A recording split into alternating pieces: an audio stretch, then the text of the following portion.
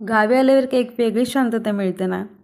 खूप पाऊस पडत होता, त्यामुळे निसर्ग खूप छान सजला होता. सगळे डोंगर झऱ्यांनी भरून गेले होते. आम्ही गेलो होतो गावातल्या काकांच्या घरी.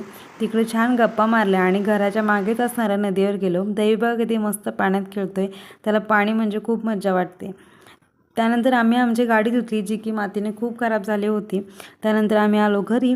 घरी आल्यानंतर दीपपूजेची तयारी केली आणि मी अंगणातल्या झाडांची मस्त अशी पूजेसाठी फुले तोडली. तुम्ही बघू शकता आमच्या अंगणातला व्ह्यू खूपच मस्त असतो. नुसतं डोंगर, हिरवे आणि हिरवी झाडं आणि शेती. त्यानंतर आईंनी पूजेच्या नैवेद्यासाठी छान खीर बनवली होती भाताची. त्यानंतर मी मस्त अशी पूजा मांडून घेतली आणि छान पूजा करून घेतली. आईबाबांनी सुद्धा पूजा केली आणि त्यानंतर दैविकला मी आणि आईने कणकेचे दिवाणे छान ओवाळले. दैविकने सगळ्यांचे आशीर्वाद घेतले आणि जेवण वगैरे आवरून आम्ही निघालो परतीच्या प्रवासाला.